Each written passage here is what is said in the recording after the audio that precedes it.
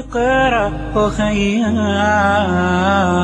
ورتل القرآن اصبح بصوتك اسمع الأكوان اقرأ كلام الله داوي نفوسنا.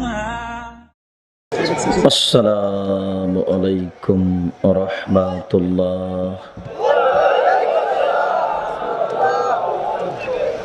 الحمد لله وحده والصلاة والسلام على من لا نبي بعده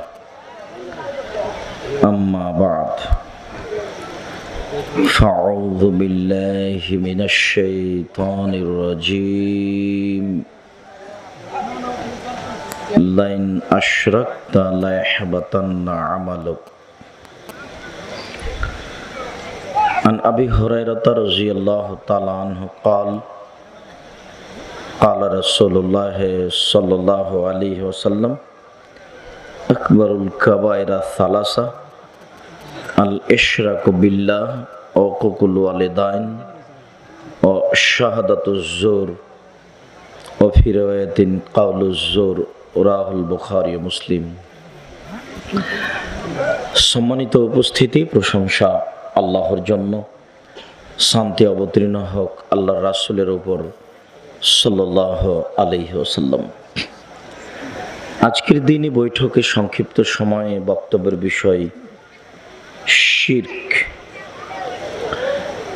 শিরক ও বিদাত সম্পর্কে এক গুরুত্বপূর্ণ সংক্ষিপ্ত তথ্যবহুল বিবরণের চেষ্টা করব ইনশাআল্লাহুল আজিজ। সম্মানিত উপস্থিতি, আপনাদের মনে রাখা ভালো হবে, দুনিয়াতে দুটি পাপ আছে যার নিজস্ব ক্ষমতা আছে। সব পাপের নিজস্ব ক্ষমতা নেই। যেমন একটা মহাপাপ জেনা, জেনা একটা মহাপাপ। রাসূল সাল্লাল্লাহু আলাইহি ওয়াসাল্লাম বলেন, আল বিকরু বিল বিকরি জিলদু মিয়া তাগরিবু সানা।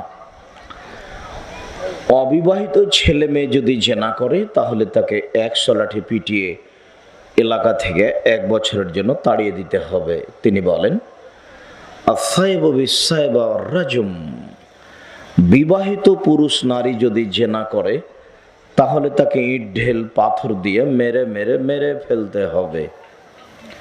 জেনা মহাপাপ। আয়েশা রাদিয়াল্লাহু তাআলা আনহা বলেন, রাসূল সাল্লাল্লাহু আলাইহি ওয়াসাল্লাম বলেছেন,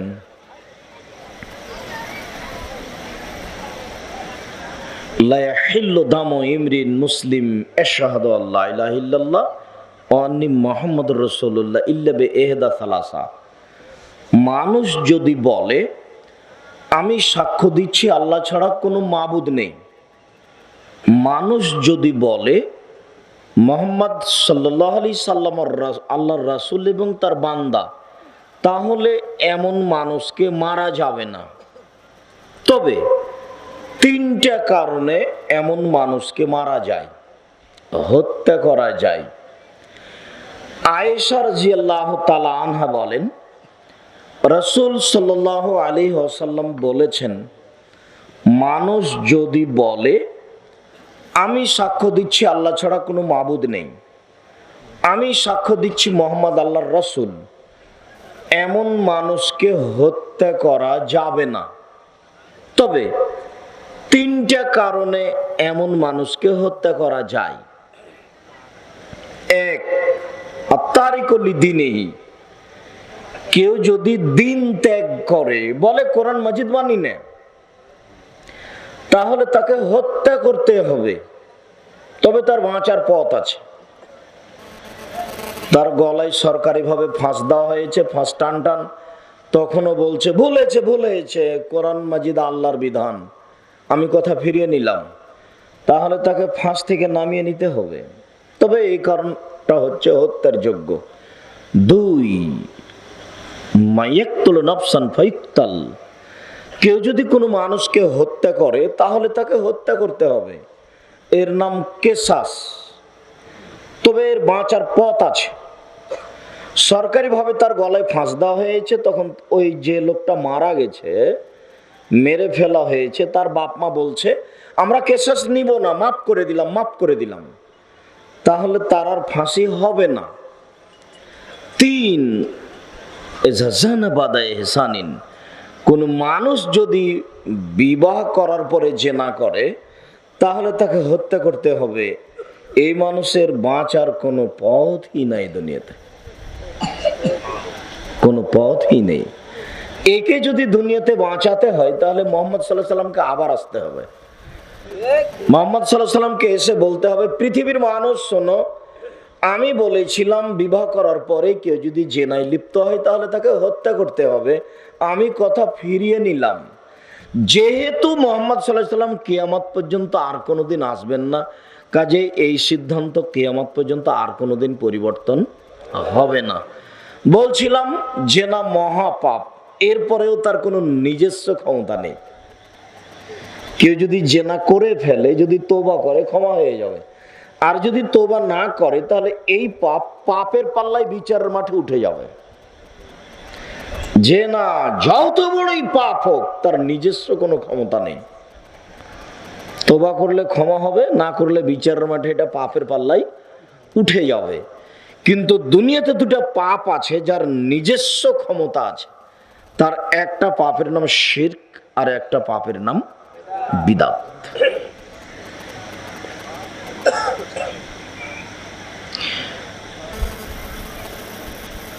চুরি মহাপাপ, তার হাত কেটে নিতে হবে। এরপরেও এই পাপের কোনো নিজস্ব ক্ষমতা নেই। যদি তোবা করে ক্ষমা হবে, যদি তোবা না করে এই পাপ বিচারের মাঠে পাপের পাল্লায় উঠে যাবে।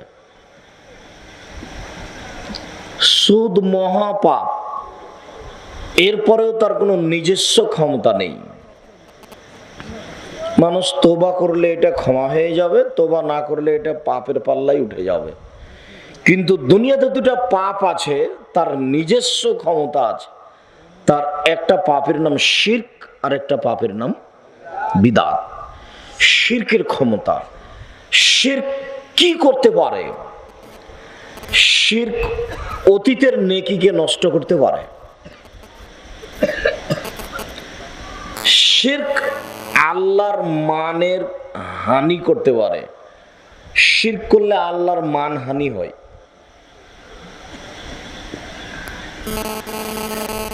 শিরক করলে আল্লাহর মানের হানি হয়। কিভাবে? টিকটিকি টিকটিক করে উঠলো, আমি বললাম ঠিক বলেছি। নাউজুবিল্লাহ। আমি যে কথা বলছি এটা টিকটিকি কিভাবে জানলো যে আমি ঠিক বললাম? আমি ঠিক বলছি না বেঠিক বলছি এটা কে জানে? আল্লাহ। তাহলে আমার এই কথাটা টিকটিকিকে কার সমান করে দেওয়া হলো? আল্লাহর সমান। এই যে হলো আল্লাহর মানের হানি। আল্লাহ এখন বলছেন ছি ছি, এই কি কথা? ও কি করে জানবে? সবকিছু আমি জানি। মানুষ অন্তরে কি ভাবে সেটা আমি জানি, সেটা আল্লাহর ক্ষমতা। শিরক করলে অতীতের নেকি নষ্ট হয়ে যায়। মহান আল্লাহ বলেন, ওয়ালাউ আশরাকু লা হাবিতা আনহুম মা কানু ইয়ামালুন, তারা যদি শিরক করে তাহলে তাদের আমল বাতিল হবে।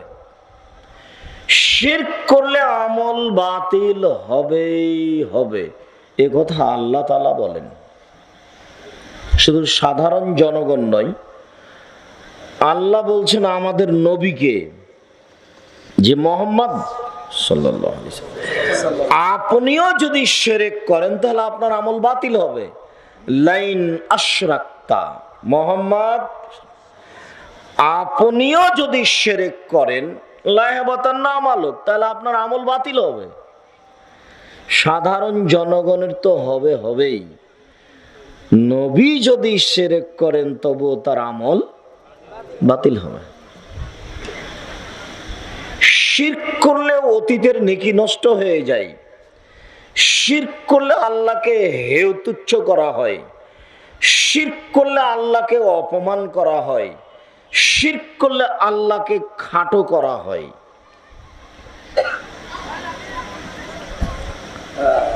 বিদাত। বিদাত করলে ইবাদত কবুল হয় না। বিদাত করলে আল্লাহর নবীকে খাটো করা হয়। বিদাত করলে আল্লাহর নবীকে অপমান করা হয়। বিদাত করলে সামনের ইবাদত কবুল হয় না। আবু হুরায়রা রাদিয়াল্লাহু তাআলা আনহু বলেন, রাসূল সাল্লাল্লাহু আলাইহি ওয়াসাল্লাম বলেছেন, মান আওয়া মুহদাসান লা ইউকবালু আনহু আদলু সারফ। কেউ যদি বিদাতকে আশ্রয় দেয়, বিদাতি আমল করে, তাহলে তার ফরজ ইবাদতও কবুল হবে না, নফল ইবাদতও কবুল হবে না। অথচ বিদাতও ইবাদত। মাগরিবের পরে 6 রাকাত সালাতুল আওয়াবিন পড়লো, এরই নাম বিদাত। তো ওটা তো নামাজ। নামাজ কত ভালো কাজ, নামাজ কত দামি কাজ। কেউ যদি বিদাতকে আশ্রয় দেয়, তাহলে তার কোনো ইবাদত কবুল হবে না। বিদাত ঠেকায় সামনের দিককে, আর শিরক ঠেকায় পিছনের দিককে। দুই পাপ দুই দিকে চলে। দুই পাপ দিয়ে দুইজনকে খাটো করা হয়। শিরক দিয়ে আল্লাহকে খাটো করা হয়, আর বিদাত দিয়ে আল্লাহর নবীকে খাটো করা হয়। 1 মিনিট দেখবেন, দেখবেন। আঙ্গুলে তাসবিহ গণনা করা নবীর নীতি। তাসবিহ দানায় তাসবিহ গণনা করা মানুষের নীতি। এটা ভারতের নীতি। তাহলে দুইটা দুই রকম হয়ে গেল।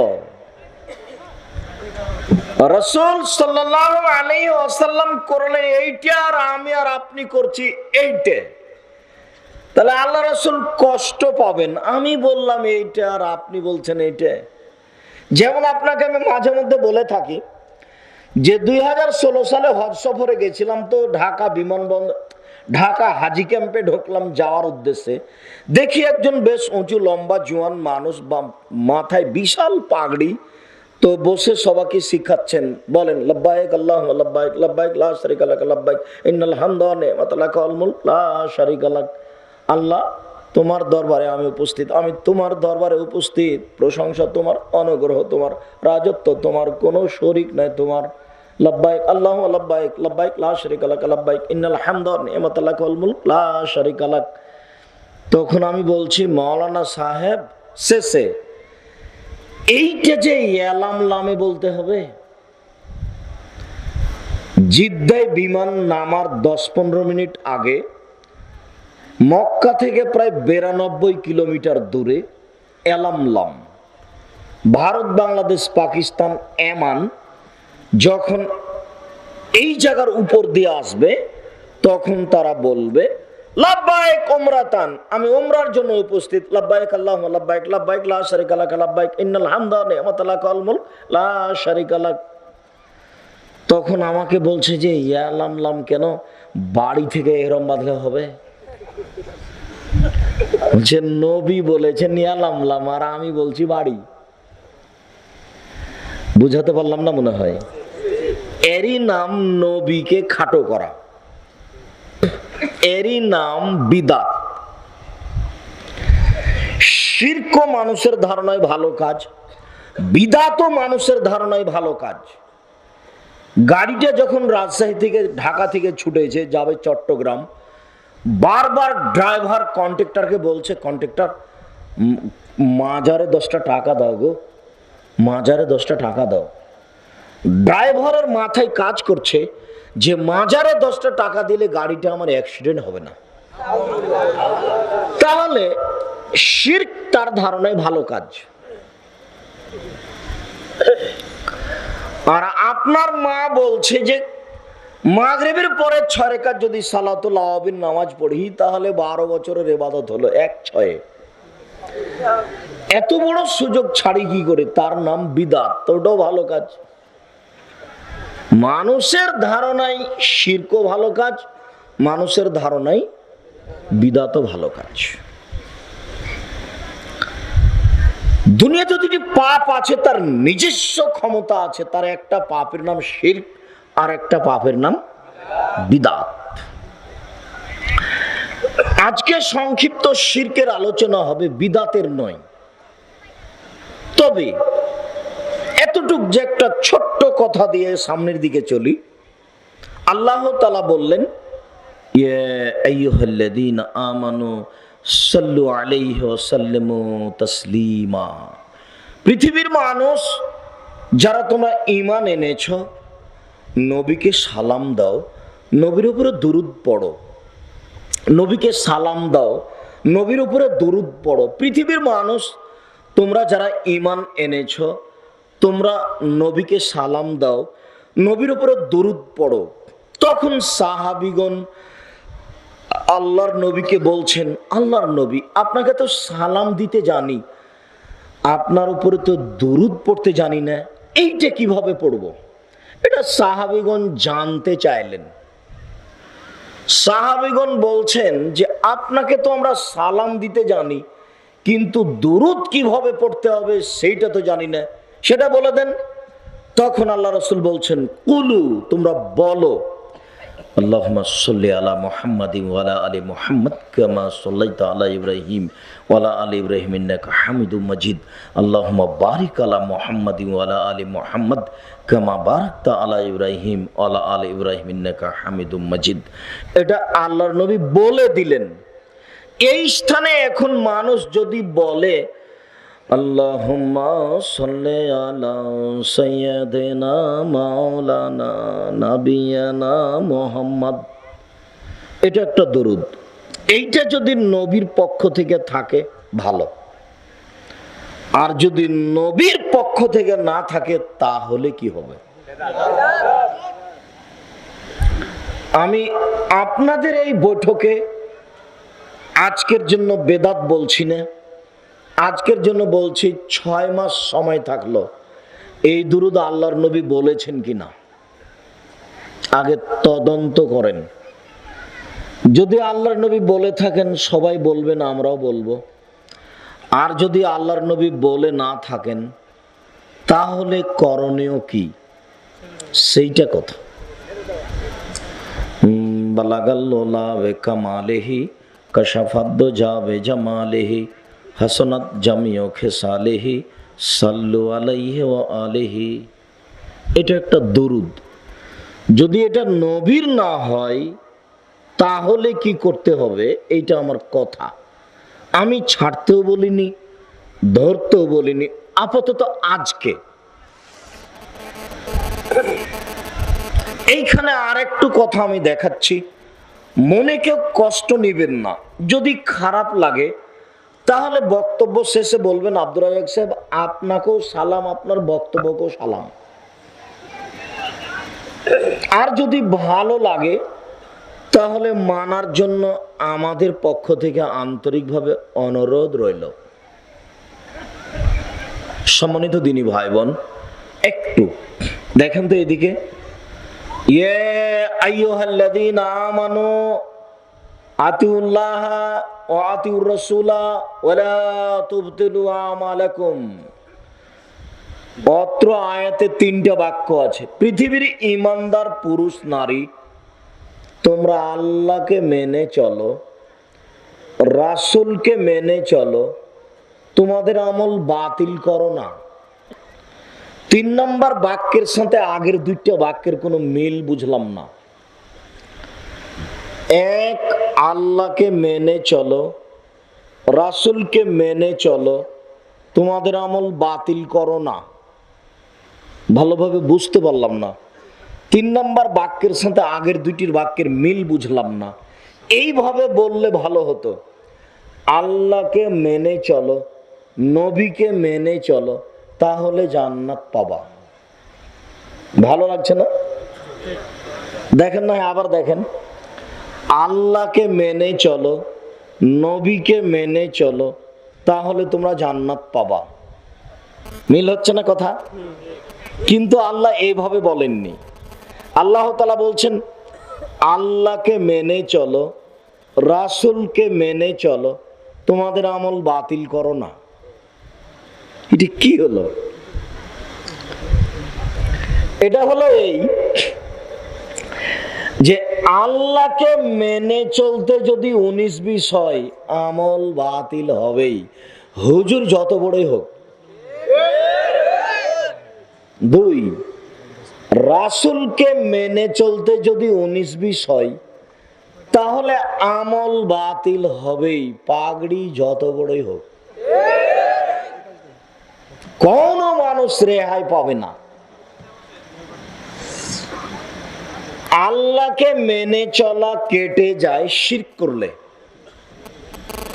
আর নবীকে মেনে চলা কেটে যায় বিদআত করলে। বুঝাতে পারলাম না? আবার বলতে হবে কি? আল্লাহকে মেনে চলো, নবীকে মেনে চলো, আমল বাতিল করো না। 3টে বাক্য আল্লাহ বললেন। তো আল্লাহকে মেনে চলা কেটে যায় কি করলে? শিরক করলে। আর নবীকে মেনে চলাটা কেটে যায় কি করলে? বিদআত করলে। যদি শিরক বা বেদাত হয়, তাহলে আমল বাতিল হবেই হবে, এইটা চূড়ান্ত। আপাতত আজকের জন্য এই বৈঠকের লোককে বলে যাচ্ছি, আমি বললাম না যে এইটা শিরক, আমি বললাম না যে এইটা বিদআত, তবে শিরক এবং বিদআত আছে, এই কথা ঠিক। শুধু কি আছে? মানুষে বলে বন্যা চলেছে বিপদ সীমার উপর দিয়ে। আসলেই ভারত, বাংলাদেশ, পাকিস্তানে শিরক বিদআত চলে বিপদ সীমার উপর দিয়ে। একটু দেখবেন এদেশের জন্মগত অভ্যাস কেমন। জন্মগত ভাবে ছেলেমেয়ের স্বভাবই খারাপ। কিভাবে দেখবেন? সৌদি আরবের একটা বাচ্চা, দুষ্ট বাচ্চা, সাইকেলে চড়ে খুব জোরে যাচ্ছে, যেতে যেতে যেতে ইঁটে ধাক্কা খেয়ে উল্টে পড়ে গেছে। উল্টে পড়ে গিয়ে কয়েকটা আছাড় খেয়েছে, ছাল চামড়া উঠে গেছে, লাফ দিয়ে উঠে বলছে তাওয়াক্কালতু আলাল্লাহ, আমি আল্লাহর উপরে ভরসা রাখি। পড়ে গেছে, তাতে কি হবে? এইবার সাভারের, ঢাকা সাভারের এসব এলাকার একটা বাচ্চা, খুব দুষ্ট বদ বাচ্চা, একটা সাইকেলে চড়ে খুব জোরে যাচ্ছে, যেতে যেতে ইঁটে ধাক্কা খেয়ে উল্টে পড়ে গেছে। কয়েক আছাড় খেয়ে লাফ দিয়ে উঠে বলছে অমুকের বাচ্চা অমুক ইঁট রেখেছে। দুইজন দুই রকম বললো কেন? ভারত, বাংলাদেশ, পাকিস্তানের জন্মগত স্বভাবই খারাপ। প্রায় বাপেরও হিসাব নাই, মায়েরও হিসাব নাই। বাপও বুঝে না শিরক কি জিনিস, মাও বুঝে না শিরক কি জিনিস, জাতি বুঝে না, শিক্ষক বুঝে না, প্রতিষ্ঠান বুঝে না, শিক্ষামন্ত্রী বুঝে না, কেউ বুঝে না। আয়ার পায়খানা এমনিতেই চলে। আপনি এই কথাটার তথ্য বের করেন, যেটা আমি বললাম। এই ছেলেটা কেন বলল যে অমুকের বাচ্চা অমুক ইট রেখেছে? সৌদি আরবের ওই বাচ্চাটাও জানে যে ইটটা এমনি আসেনি, কেউ রেখেছে। ও কেন বলল না যে অমুকের বাচ্চা অমুক ইট রেখেছে? ও কেন বলল না? ওরা শিরক বিদআত বুঝে না। আর ভারত, বাংলাদেশ, পাকিস্তানে শিরক বিদআত হলো নেকির কাজ।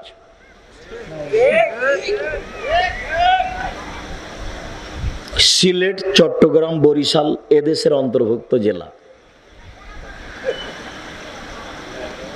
শিরক করাই ভালো কাজ, বিদআত করাই ভালো কাজ। কেউ বুঝে না। সম্মানিত দিনী ভাই বোন, এইখানে হুজুরদের আর একটা কথা বলে নিয়ে আমরা আলোচনার দিকে আগাই। আব্দুল্লাহ ইবনে আমর রাদিয়াল্লাহু তাআলা আনহু বলেন, রাসূল সাল্লাল্লাহু আলাইহি ওয়াসাল্লাম বলেছেন, বাল্লিগু আন্নী ওয়ালা আয়া, পৃথিবীর মানুষ আমার একটা কথা হলেও অন্যকে বলো। পৃথিবীর মানুষ আমার একটা কথা জানলেও অন্যকে বলে দাও। কি জানি? একটা কথা, ডান হাতে পানি খেতে হবে। হোটেলে বসে দেখছি যে আমার পাশে একজন বাম হাতে চা খাচ্ছে, তখন আমার করণীয় কি? কি করতে হবে? বলতে হবে যে জি, বাম হাতে খাচ্ছেন কেন ভাইজান? বাম হাতে শয়তান খায়, ডান হাতে খান কেন? আমি একটা কথা জানি, যে কোন হাতে খেতে হবে? ডান হাতে। বাম হাতে কে খায়? শয়তান খায়। তো রাসূল সাল্লাল্লাহু আলাইহি সাল্লাম বললেন, আমার একটি কথা জানা থাকলে অন্যকে বলো। 2, ওয়াহাদ্দিসু আন বানি ইসরাঈল আলা হারাজ, বানি ইসরাইলের কাহিনী বলো, কোনো দোষ নেই। বানি ইসরাইলের কাহিনী বলো, কোনো দোষ নেই। বানি ইসরাইলের কাহিনী কি? 1 মিনিট। অনেক অনেক দিন আগের কথা, হাজার হাজার বছর আগের কথা। ইশতারা রাজুলুন মিন রাজুলিন আকারান, একটা লোক একটা লোকের কাছে জমি কিনে নিয়েছিল। ফাওয়াজাদা ফি আকারিহা জাররা, জমি চাষ করতে গিয়ে একটা স্বর্ণের পাতিল বের হয়ে গেল। তো জমি ক্রেতা জমি বিক্রেতাকে বলল, খুযাহাবাকা মিন্নি ইশতারাতু মিন কালার জলামাত্তা মিন কাযাব, ভাইজান এই যে স্বর্ণের পাতিল নেন, আপনার কাছে আমি জমি কিনে নিয়েছি, স্বর্ণের পাতিল তো কিনিনি, এনেন এনেন এনেন। তখন জমি বিক্রেতা বলছে, বেতুলা জমা ফিহা, জমি বিক্রি করেছি, জমির ভিতরে যা কিছু ছিল সবই বিক্রি করেছি, তা আমি নেব না। বুখারী মুসলিমের হাদিস, হাজার হাজার বছর আগেকার কাহিনী। তার নাম হলো বানি ইসরাইলের কাহিনী। তার নাম হলো বানি ইসরাইলের কাহিনী। একটা লোক একটা লোকের কাছে 1000 টাকা কর্জ চাইলো। তো যে লোকটা কর্জ দিবে সে লোকটা বলল, একজন সাক্ষী নিয়ে আসতে হবে, সাক্ষী। তখন কর্জ গ্রহীতা বলছে, কোথায় সাক্ষী পাবো? আল্লাহ সাক্ষী। আচ্ছা ঠিক আছে। তখন কর্জদাতা বলছে, কাফিল লাগবে, কাফিল, জিম্মেদার। 3 মাস পরে টাকা তুমি না দিলে কে দিবে? এটা জিম্মেদার নিয়ে আসো, 3 মাস পরে সেই জন্য আমাকে টাকা দেয়। তখন কর্জ গ্রহীতা বলছে, এইখানে জিম্মেদার কোথায় পাবো? আল্লাহ জিম্মেদার। আচ্ছা ঠিক আছে, তোমার তো সাহস ভালো দেখি, নেও 1000 টাকা নেও। দিল, চলে গেল। নির্ধারিত সময়ে টাকা নিয়ে উপস্থিত হলো, কিন্তু নদীতে যানবাহন ছিল না, আসতে পারলো না। নদীতে কোনো যানবাহন ছিল না, টাকাটা নিয়ে দাঁড়িয়ে আছে, কোনো পথ নেই। নির্ধারিত সময়ে যেতে চেয়েছি, সাক্ষী রেখেছি আল্লাহকে, জিম্মেদার করেছি আল্লাহকে, কি করা যায়? কোনো পথ পায় না। একটা কাঠ পাশে ভাসছিল, কাঠটা উঠিয়ে একটু ছিদ্র করে টাকাটা ভিতরে ঢুকিয়ে দিয়ে কাগজে একটা লিখে দেওয়া হলো যে আমি নির্ধারিত সময়ে যেতে চেয়েছিলাম, কিন্তু কোনো বাহন পেলাম না, নৌকা নেই, কাজেই আমি এইভাবে টাকাটা আপনার কাছে পাঠালাম। এইবার কাগজটা ভিতরে ঢুকিয়ে দিয়ে ওই উপরে মম লাগিয়ে দিয়ে কাঠখান নদীতে ফেলে দেওয়ার সময় বলছে, আল্লাহ আমি তো টাকা কর্জ চেয়েছিলাম, তখনও বলেছিল যে সাক্ষী দাও। আমি বলেছিলাম কোথায় সাক্ষী পাবো? আল্লাহ সাক্ষী। আমাকে বলেছিল একটা জিম্মেদার দাও, কাফিল। আমি বললাম যে বলেছিলাম কোথায় জিম্মেদার পাবো? আল্লাহ জিম্মেদার। তো তুমি হয়েছো সাক্ষী, তুমি হয়েছো জিম্মেদার, নৌকা নাই, কিভাবে যাব? এই যে তোমাকে দিয়ে দিলাম। এখন কর্জদাতা নির্ধারিত সময়ে ঘাটে উপস্থিত হয়েছে, নৌকা এসে থামলো, লোক কর্জ গ্রহীতা নামলো না। কেমন হলো, লোকটা কি অদা মিস করলো? আচ্ছা ঠিক আছে, যাক, বাড়ি আছে, একটা কাঠ ভাসছে, কেন? কাঠটা নিয়ে যাই, খড়ি হবে, রান্না বান্না করা হবে। তো কাঠটা নিয়ে চলে গেল। বাড়িতে গিয়ে ফেড়ে একটু রান্নার প্রস্তুতি নেবে, দেখে একটা পত্র, দেখে টাকা।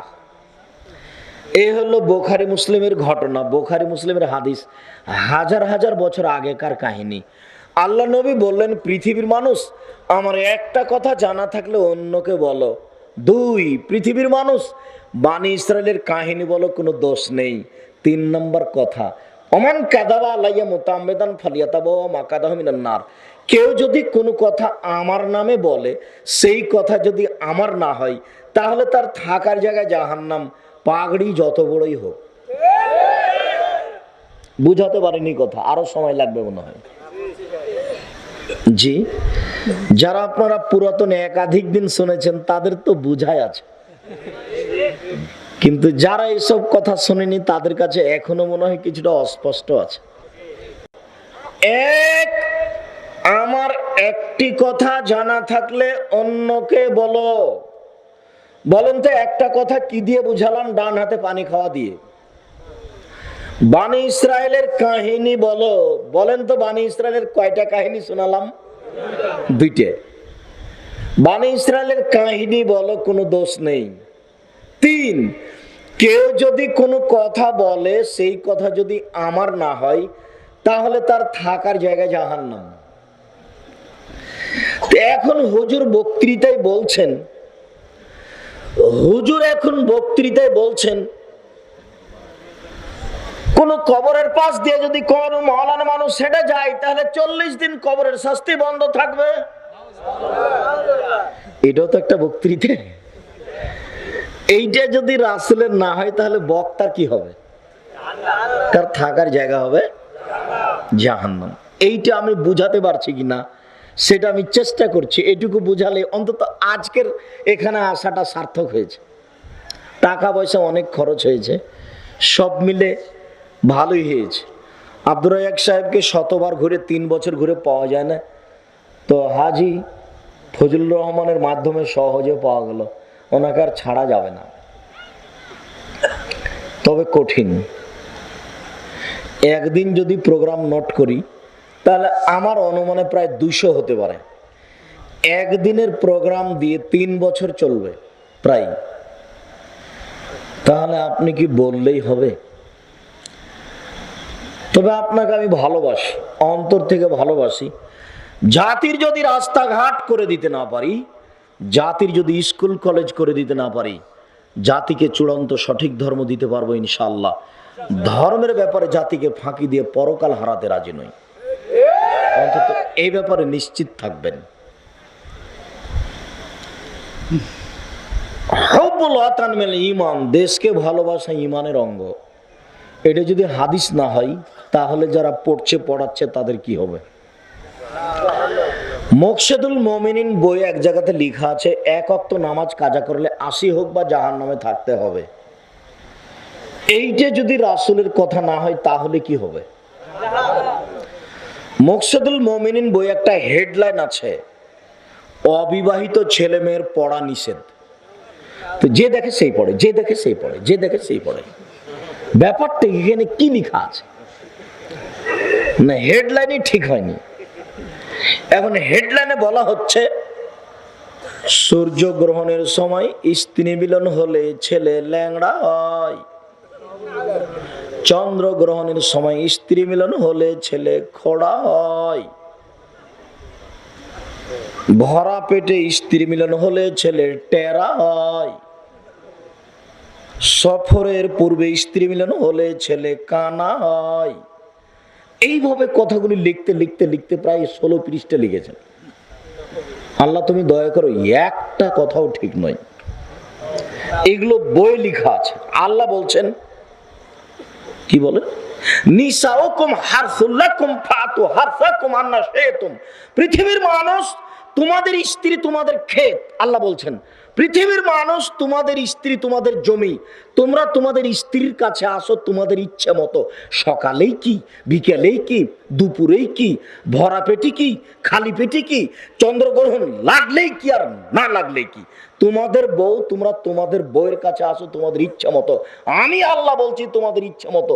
সকালে যেমন, বিকেলে তেমন, দুপুরে তেমন, ভরা পেটে তেমন, খালি পেটে তেমন, চন্দ্রগ্রহণ তেমন, সূর্যগ্রহণ তেমন, যখন ইচ্ছে। এই কথা আল্লাহ বলেন। আর মুকশেদুল মুমিনিনে বলা হয়েছে যে এই সময় বউয়ের সাথে মিলন হলে বাচ্চা এরকম হয়। পৃথিবীর মানুষ, আমার একটা কথা জানা থাকলে অন্যকে বলো। পৃথিবীর মানুষ বানি ইসরায়েলের কাহিনী বলো। পৃথিবীর মানুষ মনে রেখো, কেউ যদি কোনো কথা বলে ধর্মের নামে, সেই কথা যদি আমার না হয় তাহলে তার থাকার জায়গায় জাহান্নাম। হুজুর যত বড়ই হোক, বিচার মাঠে জাহান্নাম উদ্বোধন হবে 3 শ্রেণীর মানুষ দিয়ে। 1 হুজুর, 2 দানশীল, 3 শহীদ। মনে থাকবে কি? জাহান্নাম উদ্বোধন হবে, সূচনা হবে কাকে দিয়ে? তিন শ্রেণীর মানুষকে দিয়ে। এক, হুজুর। দুই, দানশীল। তিন, শহীদ। তিনটে নিজস্ব স্থানে খুব বড় বড় পদ। দানশীল মানে কি? বিশাল ব্যাপার, জান্নাতে গেছেই দানশীল মানে, তারপরেও ফল হলে জাহান্নামের সূচনা। শহীদ মানে কি? বিচারের মাঠে এর চেয়ে মর্যাদার কোনো মানুষ থাকবে না, তারপরেও জাহান্নামে যাবে। আর হুজুর তো আছেই, যার জন্য সবকিছুই ক্ষমা চায়, এরপরেও জাহান্নামের সূচনাই। হুজুর বড় বিপদে, কিন্তু হুজুর বুঝতে পারেন না। সম্মানিত দিনী ভাই বোন, বলছিলাম শিরক মহাপাপ। আবু হুরায়রা রাদিয়াল্লাহু তাআলা আনহু বলেন, রাসূল সাল্লাল্লাহু আলাইহি ওয়াসাল্লাম বলেছেন, আকবরুল কাবায়রা সালাসা, সবচেয়ে বড় পাপ তিনটি। এক, আল ইশরাকু বিল্লাহ, আল্লাহর সাথে শিরক করা। দুই, উকুকুল ওয়ালিদান, পিতামাতার অবাধ্য চলা। পৃথিবীর দ্বিতীয় মহাপাপ পিতামাতার অবাধ্য চলা। বলছিলাম চার শ্রেণীর মানুষ জাহান্নামে যাবেই, চার শ্রেণীর মানুষ জাহান্নামে যাবেই। বাচ্চা, ও বাচ্চা ওভাবে হাঁটছে কি করে আপনার পাশ দিয়ে? এটা আপনি কি হিসাব করলেন? আপনি তো যার সামনে দিয়ে হাঁটছে ও তো কথা আমার ধরতে পারবে না। আপনাকে তো আমি এখানে সারা রাত বসে থাকতে বলবো না। আমার জীবনে আমি কোনোদিন অপ্রয়োজনীয় কোনো বাক্য বলিনি, আমার জীবনে আমি কোনোদিন কেসা কাহিনী বলিনি। আজকেও বলছি, আপনার আমি কিছু না কিছু উপকার করবই করব ইনশাআল্লাহ।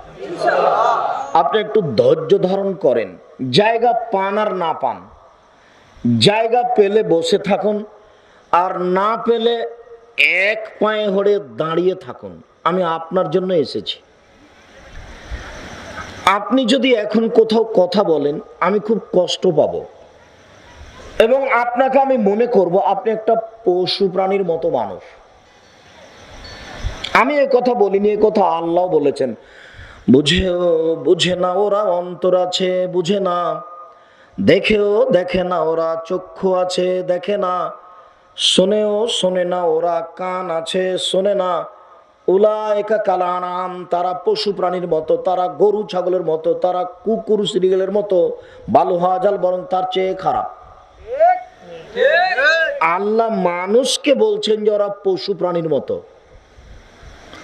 আপনি তো আজকে এই জন্য এসেছেন, তা আপনি এখন দোকানে কেন?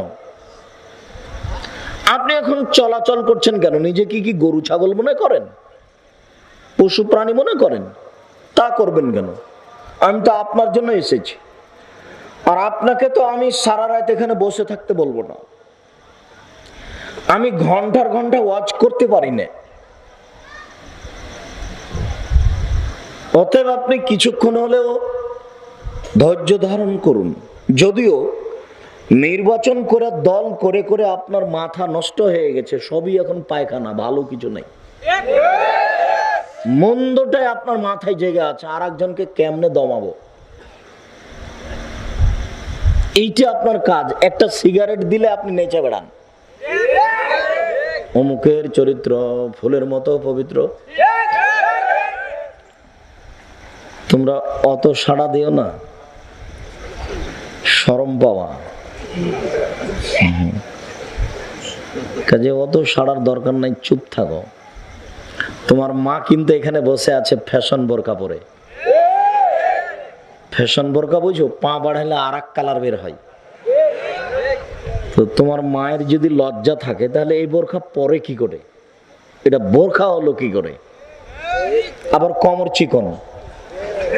আমি তোমাকে খাটো করার জন্য বলিনি, তোমার আব্বা তোমার আম্মা আমাদের দিনী ভাই বোন, আমি কাউকে খাটো করার জন্য বলিনি। আমি বলছি এটা বাস্তব যদি হয় তাহলে কি হবে? আল হায়া মিনাল ঈমান আল ঈমান ফিল জান্নাহ, লজ্জাই হলো ঈমান, ঈমানই হলো জান্নাত। লজ্জা নেই যার, ঈমান নেই তার। তো মহিলা যখন পা বাড়াচ্ছে তখন আরেক কালার বের হচ্ছে, তাহলে তার মনটা চাচ্ছে যে এরকম একটা বোরকা পরি যাতে দেখতে ভালো লাগবে, সবাই তাকাবে। এই মেয়ে, মাথায় কাপড় না দিয়ে বসে আছো কেন? শরম করো না তুমি? লজ্জা করো না? তুমি ক্লাস 10-এ পড়ো, মাথায় কাপড় দাও। বাপ বেটি লজ্জা বেঁচে খেয়েছো? উপস্থিত বৈঠকের মুসলিম বোন, আপনাকেই বলছি, এদিকে শোনেন, আপনাকে বলছি, আপনার বোরখাটার কথাই বলছি। এই যে আপনার ফ্যাশন বোরখা, এটা আগামীকাল সন্ধ্যা হতে হতে আপনি এই বোরখা চালিয়ে দিবেন। আপনি মুসলমানের বাচ্চা হলে, ইমানদার মহিলা হলে এটাই করবেন। এই বোরখা আপনি আর জীবনে কোনোদিন গায়ে তুলবেন না। এক কালার বোরখা করবেন, ঢিলা ঢালা, যাতে ইমান রক্ষা হবে, যাতে পরকাল পাওয়া যাবে। এই বোরখা কেন? আবার বোরখা কেন চিকন, কমর চিকন কেন? আগামীকাল সন্ধ্যা হতে হতে আপনি বোরখা জ্বালিয়ে ফেলবেন, এখন নতুন বোরখা তৈরি করবেন। এই বোরখা আপনি আর কোনোদিন গায়ে তুলবেন না যদি আপনার ইমান থাকে। আর বেঈমান হলে তার কোনো কথা নেই। সম্মানিত দিনী ভাই বোন, আন্তরিক অনুরোধ জানিয়ে বলছি, লজ্জার দাম আছে। লজ্জা নেই যার, ইমান নেই তার। ইমান নেই যার, জান্নাত নেই তার। পৃথিবীর 4টে জিনিস, 4 শ্রেণীর মানুষ জাহান্নামে যাবে। 1, আকুন, বাপ মাকে মানে না যে। 2, মান্নান, খোটা দেয় যে। 3, কাম্মার, জুয়া খেলে যে। 4, মদমেনুল খামর, নিয়মিত বিড়ি তামাক জর্দা সিগারেট গুল নেশাদার দ্রব্য খায় পান করে যে। আমরা আজকে আলোচনা করছিলাম শিরক মহাপাপ। তো একটা হাদিসে 3টে কথা আছে। তার প্রথম কথা আছে শিরক করা সবচেয়ে বড় পাপ। তারপর দ্বিতীয় কথা আছে বাপ মায়ের অবাধ্য চলা পৃথিবীর দ্বিতীয় মহাপাপ। আর তৃতীয় কথা আছে মিথ্যা সাক্ষী। আপনার সাক্ষীতে আপনাদের এলাকার একটা লোক জেলে আছে 10 বছর থেকে, আপনার সাক্ষীতে। আপনি যাকে 1 নাম্বার সাক্ষী করে, 1 নাম্বার আসামি করেছেন, সেদিন সে লোকটা ছিল রংপুরে। অথচ আপনি দলীয় নেতা হিসাবে তাকে 1 নাম্বার আসামি করেছেন, যাতে করে আপনার দল মজবুত হয়ে চলে, ওটা যেন দুর্বল হয়ে যায়। এই কারণে আপনি তাকে 1 নাম্বার আসামি করেছেন। 1 নাম্বার আসামির ভিত্তিতে সাক্ষী রেডি করেছেন। সাক্ষীর ভিত্তিতে ওর 20 বছর জেল হয়েছে। ও নিজেও জানে না আমি কেন জেলে। তো পৃথিবীর তৃতীয় মহাপাপ কি বলেন তো? মিথ্যা সাক্ষী। আর পৃথিবীর দ্বিতীয় মহাপাপ কি? বাপ মায়ের অবাধ্য চলা। এই দ্বিতীয় কথাটা আর একটা হাদিস আপনাকে শোনাতে গেছি, সেটা হলো এই 4 শ্রেণীর মানুষ জাহান্নামে যাবেই। 1, বাপ মাকে মানে না যে। 2, খোটা দেয় যে। খোটা দেওয়া বুঝেন তো? 3, জুয়া খেলে যে। 4, নিয়মিত বিড়ি তামাক জর্দা সিগারেট গুল নেশাদার দ্রব্য খায় পান করে যে। এরা জাহান্নামে যাবেই। যেমন 3 শ্রেণীর মানুষ জাহান্নামে যাবে তো যাবেই, ওদের সাথে আল্লাহ কথাই বলবেন না। বিচারের মাঠে বলবেন, যাও, তোমাদের সাথে আমার কোনো কথাই নেই, যাও এখান থেকে, কোনো কথাই নেই। 1, আল মুজবেল, পায়জামা প্যান্ট লুঙ্গির টাকনুর নিচে পরে যে, তার সাথে আল্লাহ বিচারের মাঠে কথা বলবেন না, সে যত বড়ই পরেজগার হোক না কেন। 2, মালিকুন কাজ্জাব, মিথ্যুক দায়িত্বশীল, মিথ্যুক হেডমাওলানা, মিথ্যুক হেডমাস্টার, মিথ্যুক প্রিন্সিপাল, মিথ্যুক মসজিদের সভাপতি, মিথ্যুক গ্রাম্য সর্দার, মিথ্যুক মেম্বার, মিথ্যুক চেয়ারম্যান, মিথ্যুক এমপি, মিথ্যুক মন্ত্রী, মিথ্যুক টিওনো, মিথ্যুক ইওনো, মিথ্যুক ডিসি, মিথ্যুক এডিসি, মিথ্যুক জেল সুপার। যারা যেখানে মিথ্যা কথা দায়িত্ব পালন করছে, সে যত বড়ই পরেজগার হোক, আল্লাহ তার সাথে কথা বলবেন না। 3, সাইখুন জানিন, বেশি বয়সে জেনা করে যে। বেশি বয়সে যে জেনা করে সে যত বড়ই পরহেজগার হোক, আল্লাহ তার সাথে কথা বলবেন না, বলবেন যাও, তোমার সাথে কোনো কথাই না আজকে বিচারের মাঠে। 4 শ্রেণীর মানুষ জাহান্নামে যাবে। তার 1 শ্রেণীর মানুষ বাপ মাকে মানে না। যে একটা লোক এসে বলছে, আল্লাহর নবী, বাপ মা আমাদের উপরে কি হক রাখে, আমরা বাপ মায়ের কি করতে পারি?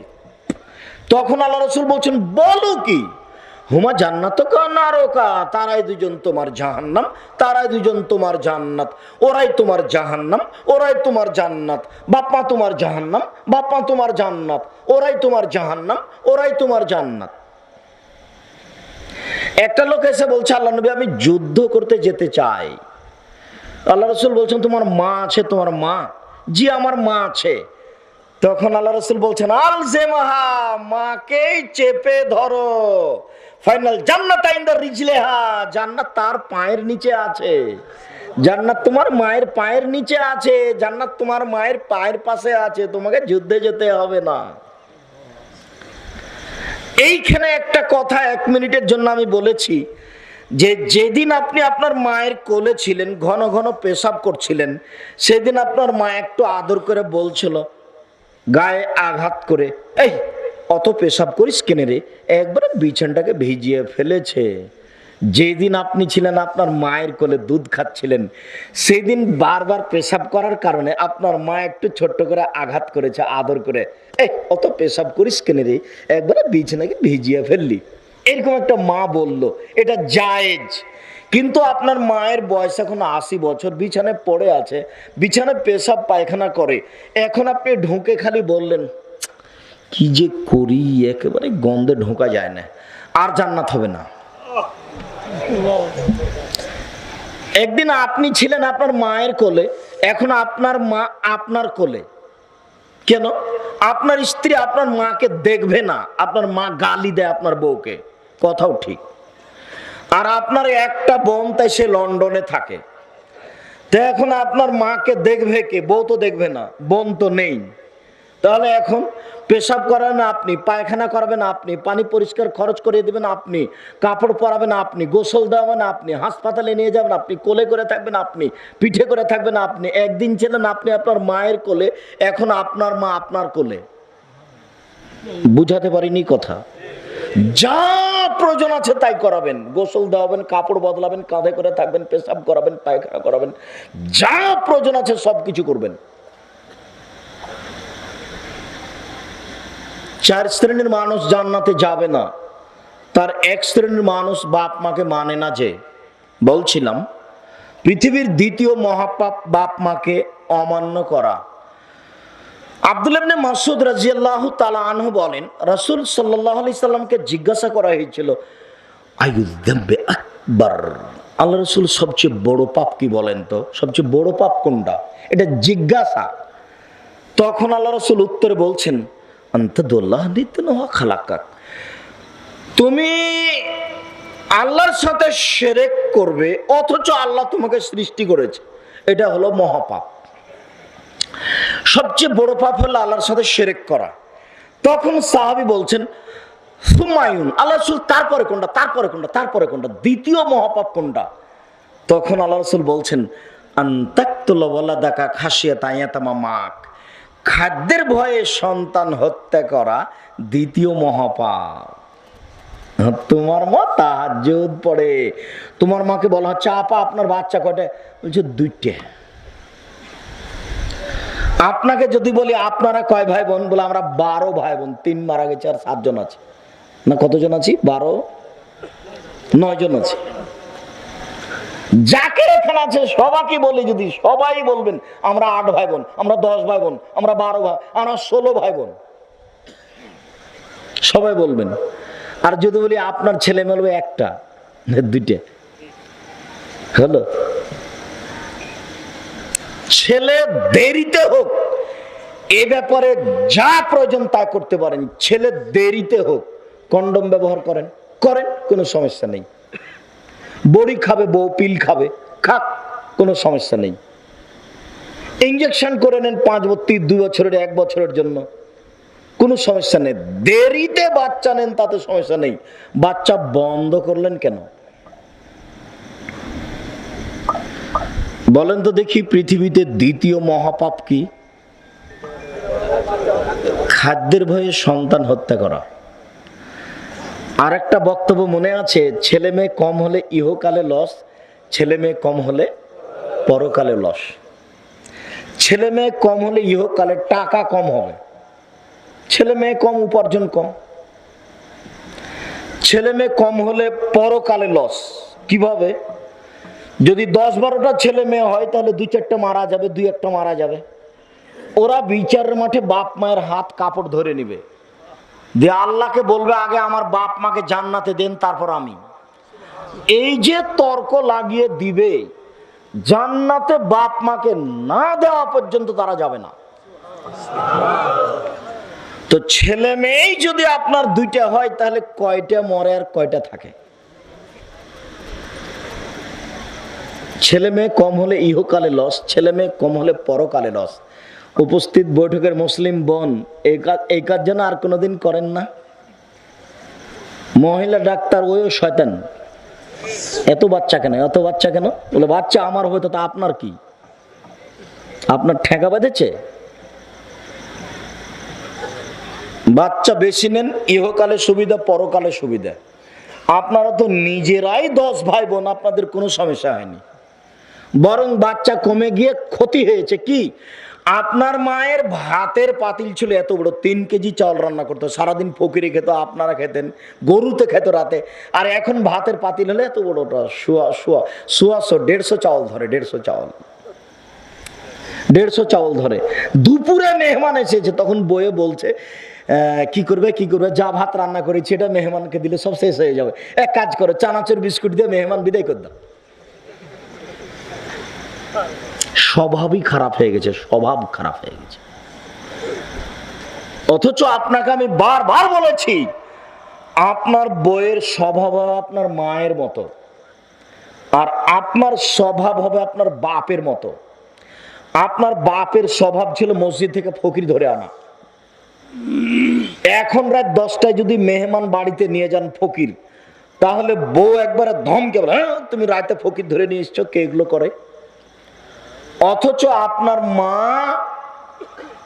16 জন মানুষের ভাত রান্না করতো ঢেঁকিতে ধান ভেঙে। আর এখন আপনার বউ যেখানে ভাত রান্না করে সেখানে গ্যাসের চুলা আছে, সেখানে ফ্রিজ আছে, সবকিছু রেডি। তারপরে আপনার বউ ধমকায় আপনাকে। আপনার 80 বছরের মা বিছানে পড়েছিল, খালি শুনতে পেয়েছে যে বউ ধমক দিল, তখন ওই বৃদ্ধা মা উঠে এসে বলছে, থাক বেটা বউকে উঠাইস না, আমি খানা পানি গরম করে দিচ্ছি, বেটা থাক, উঠাইস না। আপনার মা পারে, বউ পারে না। কি করতে হবে? বউকে তালাক দিতে হবে। এ হলো হস্তিনী বউ। আমি তালাক দিতে আদেশ করিনি, পরামর্শ থাকলো। তার মানে 4টা জিনিস আছে যার সুখময় জীবন তার, 4টা জিনিস আছে যার সুখময় জীবন তার। আল্লাহ রাসূল বলছেন, আর অনলি সাদা সুখময় জীবনের জন্য 4টা জিনিস লাগে। 1, আল মারাতু সালেহা, ভালো বউ। 2, আল জারুস সালেহ, ভালো প্রতিবেশী। 3, আল মারকাবুল হানি, একটা ভালো গাড়ি। 4, আল বাইতুল ওয়াসে, প্রশস্ত ঘর, অন্তত যে ঘরটাতে মেহমান বসবে ওটা যেন বড় হয়। 4টা জিনিস আছে যার সুখময় জীবন তার।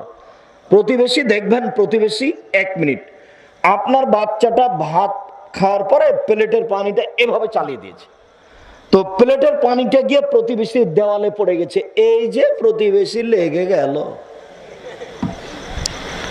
তার মানে বুঝতে পারছেন প্রতিবেশী কাকে বলে। সুখময় জীবনের জন্য কয়টা জিনিস লাগে? 1 নম্বরে ভালো স্ত্রী, ভালো প্রতিবেশী, ভালো যানবাহন, প্রশস্ত ঘর। এটা রাসূল সাল্লাল্লাহু আলাইহি সাল্লাম বলেছেন। সুম্মায় আল্লাহ রাসূল তৃতীয় মহাপাপ কি তারপরে বড় পাপ কি? তখন আল্লাহ রাসূল বলছেন আনতাজনি হালিলাতা জারেক, প্রতিবেশীর সাথে জেনা করবে, এটা তৃতীয় মহাপাপ। প্রতিবেশী সৌদি আরবে থাকে, কাজ করে, বাড়িতে মহিলা থাকে, কেউ নয়, দুটো ছোট ছোট বাচ্চা, বাহির থেকে বলতে হবে ভাবি আজ কিছু হাট বাজার লাগবে, তখন ব্যাগটা টাকাটা বের করে দিল ভিতর থেকে, আপনি বাজারটা নিয়ে এসে দরজায় দিয়ে দিলেন, কিন্তু স্বামী নেই, এই সুযোগে ভিতরে ঢুকে তার সাথে জেনা করলেন, এ হলো জেনা এক পাপ। আর প্রতিবেশীর হক নষ্ট হলো, আমানতের খেয়ানত হলো, এটা হলো দুই পাপ। দুইটা একসাথে জমা হয়ে গেছে, তাই হয়ে গেছে তৃতীয় মহাপাপ। অত্র হাদিসে 1 নম্বর বড় পাপ কি? শিরক। 2 নম্বর বড় পাপ খাদ্যের ভয়ে ছেলে মেয়ে হত্যা করা। 3 নম্বর বড় পাপ হলো প্রতিবেশীর সাথে জেনায় লিপ্ত হওয়া। আবু হুরায়রা রাদিয়াল্লাহু তাআলা আনহু বলেন, রাসূল সাল্লাল্লাহু আলাইহি ওয়াসাল্লাম বলেছেন, ইজতানিবু সাবাল মাবিকাত, 7টি ধ্বংসাত্মক জিনিস থেকে বেঁচে থাকো। 7টি কাজ করবা না, করলেই জাহান্নাম। 1, আল ইশরাকু বিল্লাহ, আল্লাহর সাথে শিরক করা। 2, অসেহর, জাদু করা, জাদু মহাপাপ, জাদু দেখা মহাপাপ। বৎস কোথায় যাবি রে? আকাশে যাব। জালের ভিতর থেকে কোথায় চলে গেছে? এটা হলো জাদু, ভেলকি। দেখবেন না, করবেন না, মহাপাপ। কততে আসলাম? 3। 4,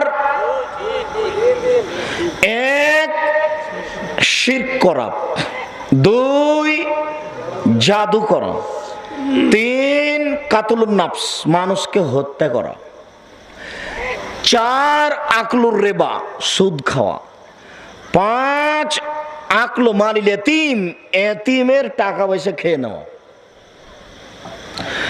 6 তাওয়াল্লি ইয়াউমুজ যাব, যুদ্ধের মাঠ থেকে পালিয়ে যাওয়া, 7 কাজফুল মুহসানাতিল মুমিনাতিল গাফিলাত, ভালো সতী সাধ্যী মেয়ের উপরে অপবাদ লাগানো।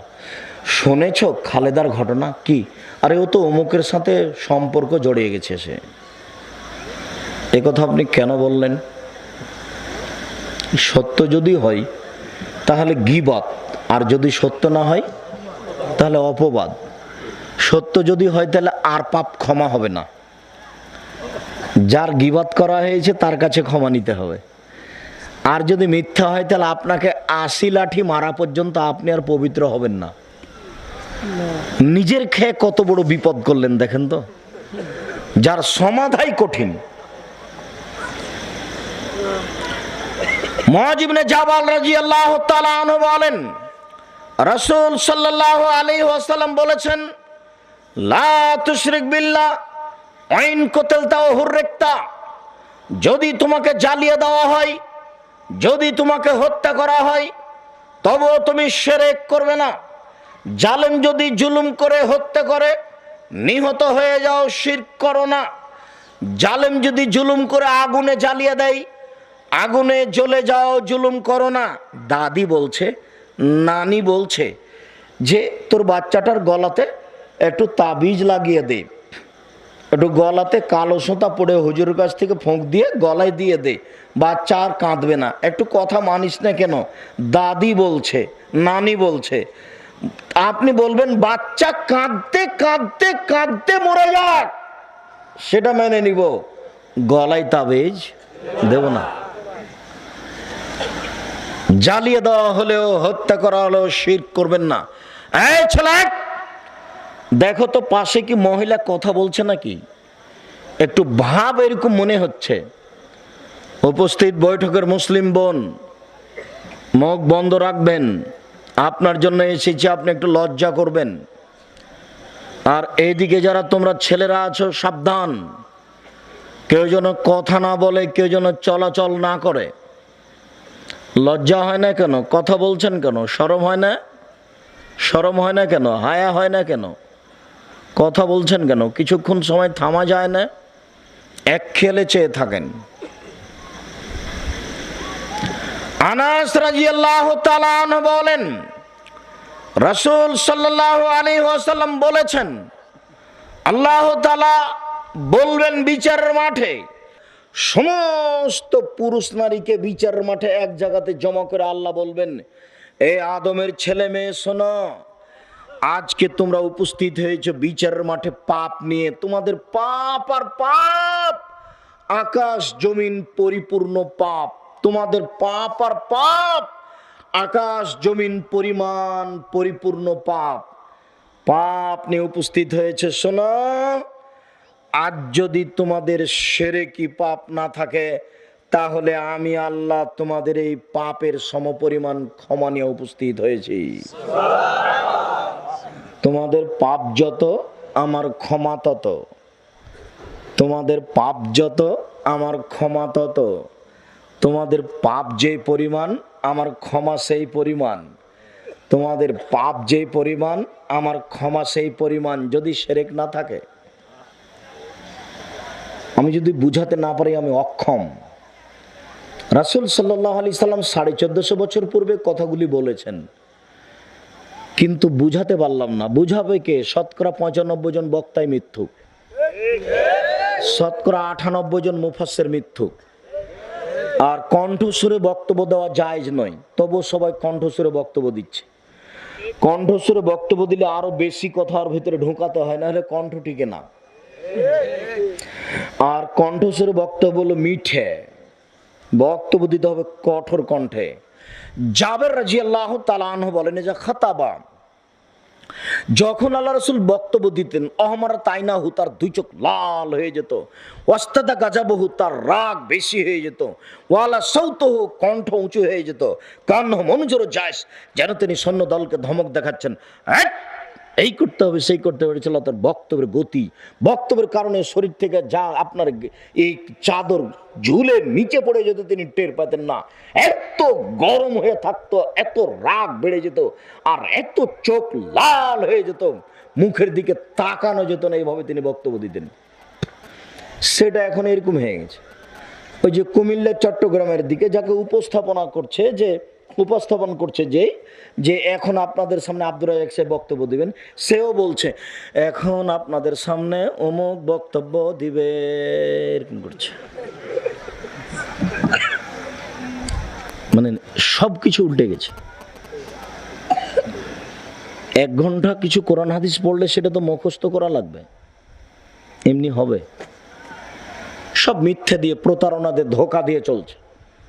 চাঁপাইনবাবগঞ্জের একটা ভাষা, আন্ধা কো আন্ধা পড়াতা হয়। যে বলছে সেও অন্ধ, যে শুনছে সেও অন্ধ। নাহলে এইসব মিথ্যা কথাতে ধর্ম চলে কি করে? শিরক মহাপাপ। সংক্ষিপ্তভাবে দেখালাম, 2-1টা শিরক দেখাই। আজকের জন্য তালিকা দেখানো সহজ নয়, তবে তালিকা আগে থেকে আছে। এদেশে একটা বই পাওয়া যায়, কে বড় ক্ষতিগ্রস্ত, তাতে তালিকা আছে। আমরা জঙ্গি তৎপরতার সর্বপ্রথম ব্যক্তি। আমি বাংলার মাটিতে জঙ্গি বিরোধী বক্তব্য যেভাবে দিচ্ছি, এদেশের মাটিতে এইভাবে কঠোরভাবে আর কেউ বক্তব্য দিয়েছে তা আমার জানা নেই। বাংলাদেশের মাটিতে জঙ্গি বিরোধী কলম আমার সর্বপ্রথম। আমি 2005 সালে লিখেছি, 6 সালে বের হয়েছে। বইয়ের নাম কে বড় লাভবান। একটু পড়ে দেখুন, শেষের দিকে হেডলাইন আছে, জঙ্গি কর্মকাণ্ড ইসলাম সমর্থন করে না। এই দিয়ে একটার পর একটা হেডলাইন আছে, একটু পড়ে দেখুন। আবার যদি বলেন আব্দুর রাজ্জাক সাহেব আপনি লিখেছেন, আপনি পড়েন, তাহলে আমি আপনার কিছু উপকার করতে পারবো না। আমার সাথে সম্পর্ক রাখার সবচেয়ে বড় মাধ্যম হচ্ছে মাসিক আল ইতেসাম পত্রিকা। পৃথিবীর প্রত্যেকটা বাঙালিকে পত্রিকা পড়তে হবে, এ ব্যাপারে আমি আশাবাদী, আমার এটা অনুরোধ। আর বিশেষ করে ঢাকার এই অঞ্চল, সাভার সহ যত এলাকা আছে, জিরানি সহ, প্রত্যেকটা বাঙালি বাড়িতে মাসিক আল ইতেসাম থাকবে, এটা আমার আন্তরিক দাবি। মুসলমানের ঘরে তো থাকবে, হিন্দুর ঘরে থাকবে, এটা আমার আন্তরিক দাবি। 50টা করে প্রশ্নের উত্তর আছে। মাসিক আল ইতেসাম সবার ঘরে থাকা জরুরি। একটা নিয়ে ঠিকানায় চেয়ে নেবেন, আপনার বাড়িতে চলে আসবে। আমাকে পাল্টা পড়ার জন্য বলিয়েন না। 10টা টাকা খরচ করবেন, তাহলে আমিও কিছুটা কাজ করে শান্তি পাবো, সফলতা অর্জন করতে পারবো। আর আমি লিখে যদি আমি কিনি, তাহলে আমি কি করব? এটা আমার উপরে চাপায়েন না। আপনাদেরকে আমি খুব ভালোবাসি অন্তর থেকে, কাজেই এই বিষয়ে খেয়াল করবেন। এক খেয়ালে চেয়ে থাকেন। আপনাকে আমি কয়েকটা শিরক দেখাচ্ছি। ইমরান বিন হুসাইন রাদিয়াল্লাহু তাআলা আনহু বলেন, রাসূলুল্লাহ সাল্লাল্লাহু আলাইহি ওয়াসাল্লাম বিয়াদিহি হালকা, আল্লাহর নবী একটা লোকের হাতে তামার বালা দেখলেন। ওই যে ব্যাচ লাইট না কি বলছে ওকে, হাতে যেটা থাকছে সৌদি আরব ঘড়ি লাইট, ঘড়ি সাজ বা বালা, তামার বালা বা রাবার হাতে লাগানো আছে। ভ্যান চালকের আছে, রিক্সা চালকের আছে, আপনারা যারা কাজ করছেন তাদের আছে, অনেকেরই আছে। আল্লাহ রাসূল হাতে এটা দেখলেন, দেখে বলছেন, মা হাজি এটা কি?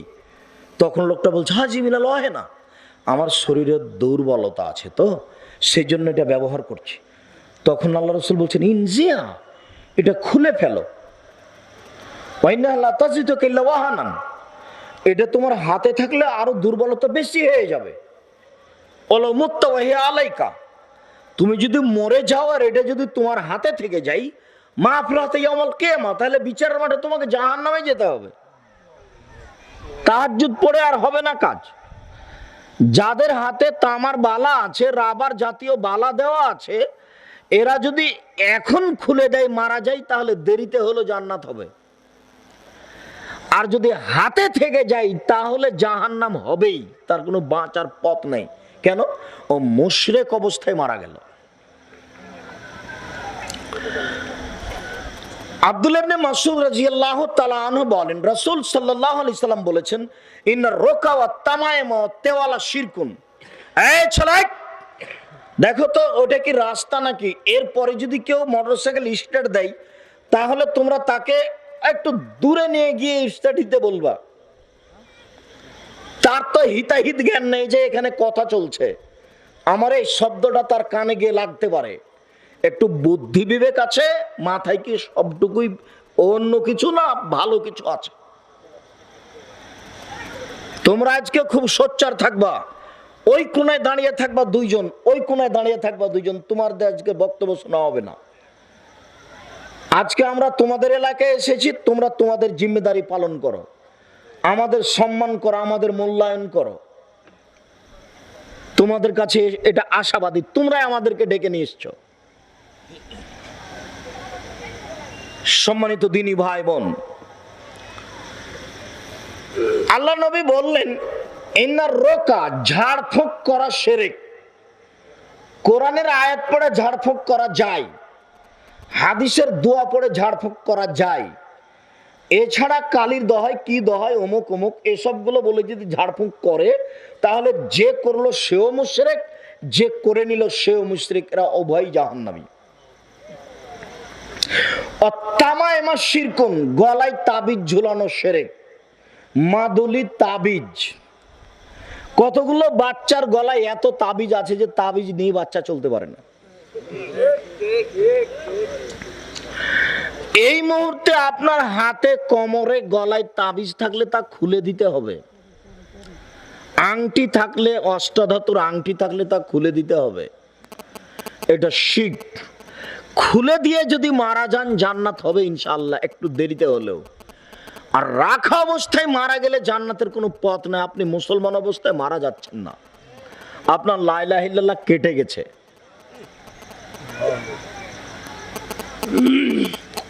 অত্তেওয়ালা শিরকুন, স্বামী স্ত্রীর মধ্যে ভালোবাসা সৃষ্টি করার সব কৌশল শিরক। জাদু টোনা যে কিছু করে, ওই যে পত্রিকায় লেখা আছে, পেপার পত্রিকায় দেখা যাচ্ছে, ওই যে শয়তান মহিলা বলছে, এখানে আসলে মনের মানুষ পাওয়া যায়, স্বামী স্ত্রীর মধ্যে ভালোবাসা সৃষ্টি করে দেওয়া হয়। ভুলেও কোনোদিন এইসব জায়গায় যাবেন না। স্বামী স্ত্রীর মধ্যে গন্ডগোল বেঁধেছে, শ্বশুরকে ভালোবাসেন, শ্বশুর শাশুড়িকে বিষয়টা বলে দেন, ঠিক হয়ে যাবে। শ্বশুরের উপরে রাগ করে চলবেন না। শ্রদ্ধা করবেন শ্বশুরকে। শ্বশুরের হাতের উপরে হাত রেখে শ্বশুরকে শ্রদ্ধা ভালোবাসা জানাবেন। সম্মানিত দিনী ভাই বোন, খুব খেয়াল করে থাকবেন। আতাইলান নবী সাল্লাল্লাহু আলাইহি সাল্লাম রাহাতুন, আল্লাহর নবীর কাছে 10 জন লোক আসলো। এদিকে দেখেন, ফাবায়ান নবী সাল্লাল্লাহু আলাইহি সাল্লাম তিসাতান, 9 জনের সাথে আল্লাহর নবী বায়াত করলেন। ও আমসাকাওয়ান ওয়াহিদিন, একজনের সাথে বায়াত করলেন না। কালু, সবাই বলল বায়াতা তিসাতান, আপনি 9 জনের সাথে বায়াত করলেন, ও তারাকতা ওয়াহিদান, আর একজনকে ছেড়ে দিলেন কেন? তখন আল্লাহ রাসূল বলে, ইন্না আলাইহা তামিমা, ওর গলায় তাবিজ আছে, এই জন্য তার সাথে বায়াত করলাম না। ফাদ খালাইয়া দাহু, সে তার হাতকে ঢোকালো ভিতরে। ফাক্কাতাহা, তাবিজটা মাদুলিটা ছিঁড়ে ফেলে দিল। ফাবায়াহুন নবী সাল্লাল্লাহু আলাইহি সাল্লাম, তখন তার সাথে বায়াত করলেন। আজকের পর থেকে নিয়ে মরা পর্যন্ত কোনোদিন রাস্তাঘাটে কোনো বাড়িতে গিয়ে কোনো ছেলের গলায় যদি তাবিজ মাদুলি দেখতে পান, কালো সুতায় গিরা দিয়ে ফুঁক দিয়ে গলায় দিয়ে দিয়েছে এরকম সুতা দেখতে পান, তাহলে প্রথম জরুরি কাজ হবে তা ছিঁড়ে ফেলা। চেষ্টা করবেন প্রাণপণে, খালার বাড়ি হোক, ফুপুর বাড়ি হোক, নানির বাড়ি হোক, দাদির বাড়ি হোক, আত্মীয় স্বজনের বাড়ি হোক, যেখানে হোক না কেন, যেখানে দেখবেন এটা জরুরি জিম্মেদারি। ইমরান বিন হুসাইন রাদিয়াল্লাহু তাআলা আনহু বলেন, রাসূল সাল্লাল্লাহু আলাইহি সাল্লাম বলেছেন, মান আতা আরাফান ফাসালাহু, কেউ যদি গণকের কাছে যায়, গণক বুঝেন, কবিরাজ গণক, জি, যে হাত দেখে কিছু বলতে পারে, গণকের কাছে যায়, ফাসাদাকাহু বিমা কালা, ওর কথাকে যদি সে বিশ্বাস করে, তাহলে ফাকাদ কাফারা বিমা উনজিলা আলা মুহাম্মদ, তাহলে সে কোরআন মাজিদকে অস্বীকার করলো। আরেকবার আল্লাহ রাসূল বলছেন, মান আতা আরাফান ফাসালাহু, কেউ যদি গণকের কাছে যায় আর বলে আমার টাকা হারিয়ে গেছে দেখেন তো, লাম তুকবাল্লাহু সালাতুন আরবাইনা লাইলা, তাহলে 40 দিন তার সালাত নামাজ কবুল হবে না। খবরদার, সাবধান, গণকের কাছে যাওয়া শিরক। আব্দুল্লাহ ইবনে মাসউদ রাদিয়াল্লাহু তাআলা আনহু বলেন, দাখালান নবী সাল্লাল্লাহু আলাইহি সাল্লাম মক্কাতা ওয়া হাওলাল কাবাতে 36 মিয়া নসব, আল্লাহর নবী কাবা ঘরে ঢুকলেন, তখন কাবা ঘরে 360টি মূর্তি ছিল। মূর্তিগুলো ছিল ইসমাইল আলাইহিস সালাম আর ইব্রাহিম আলাইহিস সালামের, 360টি মূর্তি ছিল। ফাজালান নবী সাল্লাল্লাহু আলাইহি সাল্লাম ইয়ান ওতহা বে উদিন ফিয়াদিহি, রাসূলের হাতে যে লাঠি ছিল, সে লাঠি দিয়ে তিনি মূর্তিগুলি ভাঙতে লাগলেন। ওয়াকুলু, তিনি বলতে লাগলেন, জাল হক, এসেছে সত্য, অজাহাকাল বাতিল, চলে গেছে মিথ্যে, ইন্নাল বাতিলা, নিশ্চয় মিথ্যে, কানা জাহুকা, চিরদিন মিথ্যে। সব ছবি মূর্তিগুলিকে ভেঙে খান খান করে দিলেন। মুসলমান ছবি মূর্তি ভাঙতে এসেছে, গড়তে আসেনি। শতবার আপনাকে বলেছি যে আপনার বাপ একটা আপনার ছোট ভাইয়ের পায়খানা করার জন্য পট কিনে নিয়েছে, সেটা ঘোড়া। বাসাতে গিয়ে আগে ঘোড়াটা ভাঙতে হবে, পটটা। যদি না ভেঙে ঘুমিয়ে যান তাহলে এটা মুনাফিকি হলো। আপনার মা খাওয়ার জন্য কিছু প্লেট কিনেছে, প্লেট, সেটা তাতে আছে চিংড়ি মাছ, দেখবেন প্লেটে চিংড়ি মাছ আছে। আপনার মা যদি আজকে প্লেটগুলি না ভেঙে ঘুমায়, তাহলে আপনার মা মুনাফিক, বক্তব্যের সাথে মুনাফিকি করলো। আপনার বাপ একটা আয়না কিনেছে, আয়না, সেটা হলো ডলফিন মাছ। আপনার মা একটা বাটি কিনেছে তরকারি রাখার জন্য, সেটা হলো রুই মাছ।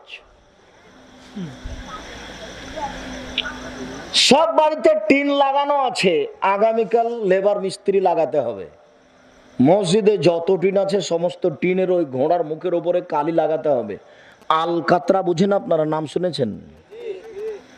এটা লাগাতে হবে। আপনার বাড়িতে যত টিন আছে কালকে দুটা লেবার ঠিক করে সব টিনের মুখের উপরে আলকাতরা লাগিয়ে দিবেন। সাত করে একটা ঝকঝকে প্লাস্টিকের জগ কিনেছেন, কত ঝকঝক ঝকঝক করছে জগটা, দেখবেন ফুলের নিচে আছে প্রজাপতি পাখি। দেখিয়েন ভালো করে, এটা কিন্তু চোখে পড়ে না, আজকে দেখিয়েন। মানুষকে মুশরিক বানার জন্য সব পথ। আয়েশা জি, এই তোমার চাদরটা একটু সরাও তো, তোমার এই চাদরে কতগুলো ডোরা ডোরা দাগ, খালি ঝকঝক ঝকঝক করছে, আমার সলাৎ থেকে আমাকে একেবারে দূরে সরিয়ে দিল, সলাতের একাগ্রতা নষ্ট হয়ে গেল। আয়েশা সরাও তো, বুখারী মুসলিমের হাদিসে জায়নামাজ, এই চাদরটা সরাও। যত জায়নামাজের নকশা আছে কাবা ঘর হোক আর যেটা হোক সব বাতিল, একটা চলবে না।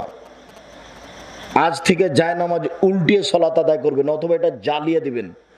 ঢাকা শহরে কালকে গিয়ে দেখবেন এক কালারের জায়নামাজ পাওয়া যায় কিনা, বুঝাতে পারলাম না। মসজিদের পশ্চিম দেওয়ালে কোনো কিছু রাখবেন না, ঘড়ি রাখবেন না, ক্যালেন্ডার রাখবেন না, মোবাইল ফোন বন্ধ লিখবেন না। আল্লাহু আকবার, মোবাইল ফোন বন্ধ করুন, এমনিতে চলে আসবে, বলা লাগবে না। পশ্চিম দেওয়ালে ঝকঝকে কোনো টাইলস লাগাবেন না যেটা দেখা যাবে। পশ্চিম দেওয়ালে মেহরাবের হিসাব করে দুই রকম কোনো ভিন্ন কালারের টাইলস দিবেন না। আগামীকাল সন্ধ্যা হতে হতে লেবার দিয়ে যত টাইলস লাগানো আছে রঙিন সব খুলে ফেলতে হবে। ঢাকা শহরের এক হাজির মসজিদে গেলাম, খুব উন্নত মানের খাওয়ার ব্যবস্থা করেছিল। তারপর থেকে আর ডাকে না কোনটা যে মসজিদ। দেখলাম মসজিদের ডান দিকে লেখা আছে আল্লাহ, আর বাম দিকে লেখা আছে মোহাম্মদ সাল্লাল্লাহু আলাইহি সাল্লাম। ওই যে রাজশাহী নওগাঁ থেকে যাচ্ছিলাম, নদী পার হয়ে ফজরের টাইমে সলাত আদায়ের জন্য একটা মসজিদে ঢুকলাম। হাফেজ সাহেব সলাত শেষ করলেন। আমি বললাম, হাফেজ সাহেব, মেহরাবের ডান দিকে লেখা আছে আল্লাহ, বাম দিকে মোহাম্মদ, এটা কেমন হয়েছে? খুব ভালো হয়েছে। হাফেজ সাহেব একটু ডান দিক থেকে অনুবাদ করেন তো, আল্লাহ হলেন মোহাম্মদ। বাম দিক থেকে অনুবাদ করেন তো, মোহাম্মদ হলেন আল্লাহ। মোহাম্মদই আল্লাহ। কেমন লাগছে? ভালোই তো লাগছে। এবারে মোহাম্মদটা সরিয়ে দেন, দিয়ে লিখেন আকবার, লিখেন আকবার, আল্লাহ আকবার। এবার ডান দিক থেকে অনুবাদ করেন, আল্লাহ হলেন সবচেয়ে বড়। বাম দিক থেকে অনুবাদ করেন, সবচেয়ে বড় হলেন আল্লাহ। ডান দিক থেকে অনুবাদ করেন, আল্লাহ হলেন সবচেয়ে বড়। বাম দিক থেকে অনুবাদ করেন, সবচেয়ে বড় হলেন আল্লাহ। কেমন লাগছে? ভালোই তো। শুধু হিফজখানা খুলবেন না, নইলে ওর হাঁটুর মালায় ফাটিয়ে দেওয়াকে ন্যাংড়া করে দেওয়া হবে। হিফজখানার সাথে সাথে কিতাবখানা রাখবেন। হিফজ করার পরে যেন একটু কোরআন হাদিস শিখে। বুঝতে পারেননি? শুধু হাফেজ হলে তার দ্বারা কোনো কিছু হবে না। দেখেন সবটাকে বলছে ঠিক। একটা বড় টুপি মাথায় দিয়ে উপরে রুমাল দিয়ে মানুষের বাড়িতে কোরআন মাজিদ পড়ে টাকা নিয়ে চলে আস, আর বলছে যে কোরআন মাজিদ পড়ে আপনার বাপের কবরে বক্সিয়ে দিলাম। এই ভুল পথ থেকে ফিরিয়ে নিয়ে আসতে হবে। যেখানে হিফজখানা খুলেছেন সেখানে মক্তব খুলবেন, তৃতীয় পর্যন্ত, না হলে অন্তত পঞ্চম পর্যন্ত। শুধু হিফজখানা রাখবেন না। বিদ্যা উঠিয়ে দেওয়ার এটা একটা কৌশল, বিদ্যা তুলে ফেলার এটা একটা কৌশল। আপনার অজান্তে আপনি বুঝতে পারছেন না। সব শিরক, ছবি মূর্তিকে মূল্যায়ন করা শিরক, যার কারণে রাস্তাঘাটে ছবি মূর্তি, সব জায়গাতেই ছবি মূর্তি। ওই যে মদ খাবে তার একটা সাইনবোর্ড দেওয়া আছে মহিলা দিয়ে, একটা কাপড় বিক্রি করবে তার সাইনবোর্ড দেওয়া আছে পুরুষ দিয়ে। রাস্তাঘাটে ছবি আর মূর্তি যেখানে সেখানে পরিপূর্ণ। এগুলো সব শিরকের পথ। সম্মানিত দিনী ভাই বোন, ওয়াকেদ আল-লাইসি রাদিয়াল্লাহু তাআলা আনহু বলেন, খারাজান নবী সাল্লাল্লাহু আলাইহি সাল্লাম ইলা হুনাইন, আল্লাহ রাসূল হুনাইনের যুদ্ধে যাওয়ার জন্য বাড়ি থেকে বের হলেন। ফামাররা বিশাজারাতিন লিল মুশরিকিনা, তিনি মুশরিকদের একটা গাছের পাশ দিয়ে যাচ্ছিলেন। সেই গাছটা হলো মুশরিকদের গাছ। ইয়াল্লুকুনা আলাইহা আসলিহাতাহুম, মুশরিকেরা তাদের তরবারিকে সেই গাছে ঝুলাতো। তাদের তরবারিকে গাছে ঝুলাতো। তখন সাহাবিগণ বললেন, ইজাল্লানা ও ইকাল্লাহ জাত আনোয়াত। সেই গাছের নাম ছিল জাত আনোয়াত, সেই গাছের নাম ছিল জাত আনোয়াত। তো সাহাবিগণ বলছেন, আল্লাহর নবী, ইজাল্লানা জাত আনোয়াত ইনকামালাহম জাত আনোয়াত, আপনি আমাদের জন্য এরকম একটা গাছ করে দেন যেমন ভাবে তাদের একটা গাছ আছে। তখন আল্লাহ রসুল বলছেন, সুবহান আল্লাহ, ছি ছি ছি ছি ছি ছি ছি ছি, হাজা কওলো কামা কালা কম মুসা। এইটা তো হলো মুসার সম্প্রদায়ের মতো কথা। মুসার সম্প্রদায় বলেছিল ইজালানা ইলাহান কামালাহুম আলেহা, ওদের যেমন অনেক মাবুদ আছে, মুসা আপনি আমাদের জন্য একটা মাবুদ করে দেন। ওদের আছে সরস্বতী, ভগবতী, কালী, দুর্গা, অনেক আছে, আপনি আমাদের জন্য একটা মাবুদ করে দেন, সেটাকে আমরা মূল্যায়ন করব। তখন আল্লাহ রসুল বললেন, সুবহান আল্লাহ, ছি ছি ছি ছি, এটা কথা হলো? শোনেন, আল্লাহর নবী একটা গাছ নির্ধারণ করে দিতে রাজি হলেন না। তুমি বলো এবার তোমার জন্মদিবস নির্ধারণ চলবে কিনা? হাদিস বুখারী মুসলিম উপদেশ বই দেওয়া আছে। এদেশে একটা বই পাওয়া যায় উপদেশ, নাম শুনেছেন? শিক্ষা বনাম জাহেলিয়াত বইটা পড়েছেন?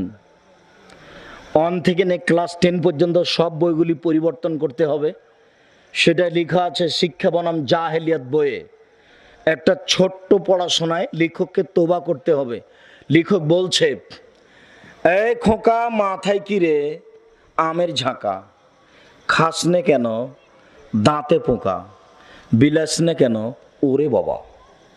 তার মানে ওকে কৃপণ বানানো হয়েছে। লেখককে তোবা করতে হবে এইভাবে জাতির সামনে, আমি শিশুদের বই লিখে ভুল করেছি, জাতির কাছে আমি কান ধরে ক্ষমা ভিক্ষে চাই, এই ভুলের কারণে আমি আল্লাহর কাছে ক্ষমা চাই, জিন্দিগিতে এরকম ভাবে আর কোনোদিন বই লিখিব না।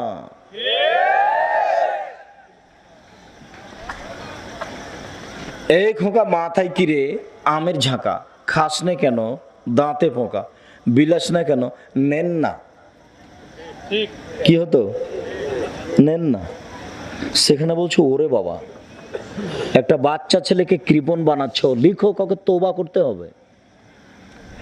শিশু থেকে নিয়ে একেবারে MA পর্যন্ত সব জায়গাতে মিথ্যা কথা আছে। এদেশে একটা বই আছে, আওরঙ্গজেবের স্ত্রী জীবন নেশাকে নোংরা করার জন্য, গোটা রাজ পরিবারকে ধ্বংস করার জন্য। সে বইটার নাম জানেন? রাজ সিংহ। লেখককে বঙ্কিমচন্দ্র। বই পড়েননি কোনোদিন আপনারা রাজ সিংহ? ছি ছি ছি ছি, তো জীবনে করলেন কি? সম্মানিত দিনী ভাই বোন, আপনাদেরকে আমি আন্তরিকভাবে অনুরোধ জানাচ্ছি, সংক্ষিপ্তভাবে এই পর্যন্ত আলোচনা পেশ করে, শিরক মহাপাপ, শিরক থেকে বেঁচে থাকুন। উপস্থিত বৈঠকের মুসলিম বোন, এই ছেলে থামো, আমি আলোচনার শেষে চলে এসেছি। উপস্থিত বৈঠকের মুসলিম বোন, এদিকে দেখেন, আল্লাহ রসুল বলছেন, সিনফানে মিন উম্মতি মিন আহলিন নার, আমার উম্মাতের 2 শ্রেণীর মানুষ জাহান্নামে যাবে, ওদের আমি দেখিনি। আমার উম্মাতের 2 শ্রেণীর মানুষ জাহান্নামে যাবে, আমি তাদের দেখিনি। এক কওমুন মাহুম সিয়াতুন, এক শ্রেণীর মানুষ, তাদের হাতে থাকবে লাঠি, কাজনাবিল বাকারে, গাভীর লেজের মতো, একদিক মোটা একদিক চিকন। গাভীর লেজ কেমন? একদিক মোটা একদিক চিকন। তাদের হাতে থাকবে লাঠি গাভীর লেজের মতো। এজরেবুনা বেহান নাস, তারা মানুষকে মারবে। এই লাঠি থাকে পুলিশ ডিপার্টমেন্টের মানুষের হাতে, আর এই লাঠি থাকে যারা বিশ্ববিদ্যালয় কলেজে পড়ে তাদের হাতে। তারা নাকি পড়তে গেছে। এরা সব জাহান্নামী, এই কথা রাসূল সাল্লাল্লাহু আলাইহি ওয়াসাল্লাম বলেছেন। যাদের হাতে থাকবে লাঠি গাভীর লেজের মতো, তা দিয়ে তারা মানুষকে মারবে, এরা জাহান্নামে যাবে। 2 নিসাউন, মহিলা, কাসিয়াতুন, কাপড় পরে থাকবে, আরিয়াতুন, উলঙ্গ। দেখেন তো আপনার বোরকার সাথে মিল খায় কিনা। আপনার বোরকা 3-4 কালারের কেন? কি ব্যাপার? এরকম কালারের পর কালার বের হচ্ছে কেন? ভাবখান মনে হচ্ছে যে আপনি বোরকা খুলে ফেলবেন, এরকম মনে হচ্ছে। আপনার বোরকার কমর চিকন কেন? এই মেয়ে শোনো, তিন শ্রেণীর মানুষ জাহান্নামে যাবে, তার মধ্যে তোমার বাপ আছে। এক, মদমিনুল খামর, নিয়মিত যারা বিড়ি তামাক জর্দা সিগারেট গুল খায় তারা জাহান্নামে যাবে। দুই, রাজলত মিনান নিসায়ে, পুরুষের বেশধারী নারী, যারা পুরুষের জুতা স্যান্ডেল পরে, যারা পুরুষের শার্ট প্যান্ট পরে, যারা পুরুষের পোশাক পরে, যারা মাথার চুল ছোট করে, এরা সব জাহান্নামে যাবে। তিন, দায়ুস, আপনি, এই মেয়ে শোনো, তোমার বাপ আপনি, যে তার বাড়িতে বেহায়াইর সুযোগ দিয়েছে, যার মেয়ে নগ্ন পোশাক পরে স্কুল কলেজে যায়, রাস্তাঘাটে চলে, এই বাপ তাহাজ্জুদ পড়ে জান্নাত কিনতে পারবে না বলে রাসূল সাল্লাল্লাহু আলাইহি সাল্লাম উল্লেখ করেছেন। মর্মে নিসাউন, মহিলা, কাসিয়াতুন, কাপড় পরে থাকবে, আরিয়াতুন, উলঙ্গ, মমিলাতুন, পুরুষকে নিজের দিকে আকৃষ্ট করবে, মায়লাতুন, তারা নিজেরা পুরুষের দিকে আকৃষ্ট হবে। যখনই তারা রাস্তায় চলবে তখনই কেন যেন কেমন কেমন করে, আনছান আনছান করে, একবার রাস্তা ডান দিকে যায়, একবার বাম দিকে যায়, একবার হাত নাড়ে, একবার চুল নাড়ে, একবার ভাঁজ করে কথা বলে, কেন জানি কেমন কেমন করে, আনছান আনছান করে। লায়াত খোলাল জান্নাহ, এরা জান্নাতে যাবে না, জান্নাতে তো যাবে না, যাবে না, জান্নাতে তো যাবে না, যাবে না। ওয়ালা ইয়াজিদনা রিহাহা, জান্নাতের গন্ধ পাবে না। ফাইনা রিহাহা তুজাদু মিন মাসিরাতি কাদা ওয়া কাদা, যে জান্নাতের গন্ধ 1 বছরের দূরত্ব পথ থেকে পাওয়া যায়, সেই গন্ধ এই মহিলা পাবে না। মর্মে আপনাকে সতর্ক সাবধান করছি, আপনি একটু লজ্জাবোধ করেন, আপনি পোশাক পরিবর্তন করুন, 5 ওয়াক্ত সালাত আদায় করুন। আমার সাথে আপনার যেটা জরুরি কথা সেটা হলো এই, দেশবাসীর কাছে, পৃথিবীর প্রত্যেকটা মানুষের কাছে আমার একটা আন্তরিক জোরালো দাবি, সেটা হলো এই সময়ে সময়ে একটু আমার জন্য দোয়া করিয়ে না, আল্লাহ যেন আমাদেরকে বিপদ মুক্ত রাখে। আর একটু জামিয়া সালাফিয়া ডাঙ্গিপাড়া পাবা রাজশাহী, জামিয়া সালাফিয়া রূপগঞ্জ নারায়ণগঞ্জ ঢাকা, এই প্রতিষ্ঠানের জন্য একটু দোয়া করবেন, খালি এইটুকু। আল্লাহ, আব্দুর রাজাক সাহেব যে প্রতিষ্ঠান গড়ছে এটা তুমি কবুল করো, আমার এইটুকুর দরকার। উপরে কবুল হয়ে গেলে টাকা কিভাবে সংগ্রহ হবে তার জিম্মেদারিতে আছে, তখন আমাকে আর আপনাকে টেনশন করা লাগবে না।